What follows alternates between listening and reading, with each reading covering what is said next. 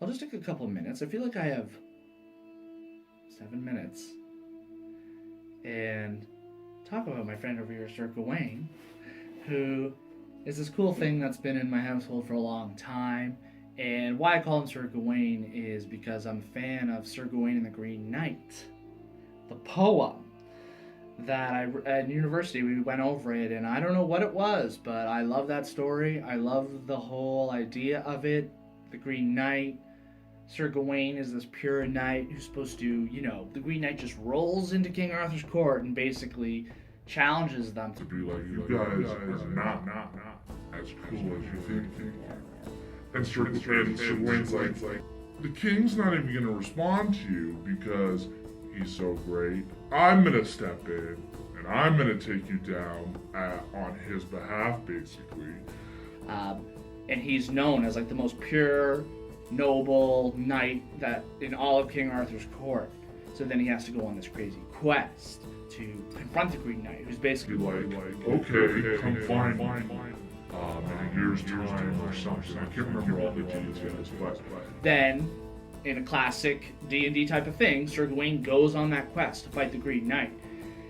And in the end, though, basically, Sir Gawain betrays his virtues because he takes a magical garter from a princess woman or something that along his journeys he meets, and she's like, hey, you're gonna go fight and this is dangerous. Like, take this at least with you to like help protect you and this and this and that. So then he takes it basically like, okay, like I'll take it, blah blah blah blah blah. And basically at that point when he meets the Green Knight learns of this, I can't remember how, and basically he shows Sir Gawain his lack of faith in a sense that he's put a lot of his, in the sense that he was afraid. He had to take this like magical amulet to protect himself. And basically betrayed his virtues.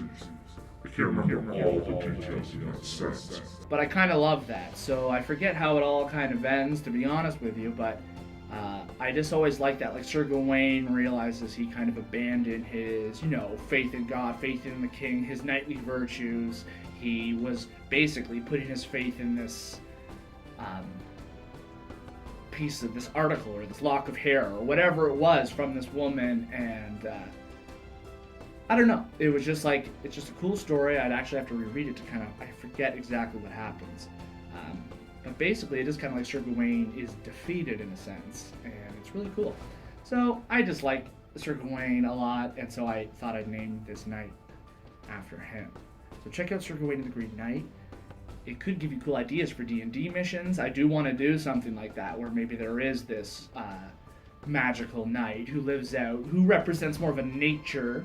That's the whole thing. The nature storms King Arthur's court, which is civilization. He breaks in. Nature. He represents nature in the story, breaking in and being like, all of this is true in a sense. So kind of cool. Kind of cool if you're into that type of thing. It is written in an old English though, so it can be tricky.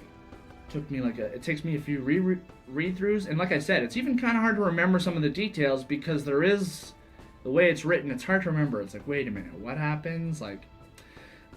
So I'd have to go back and reread it again. Okay. Enough about my boy. I'm going to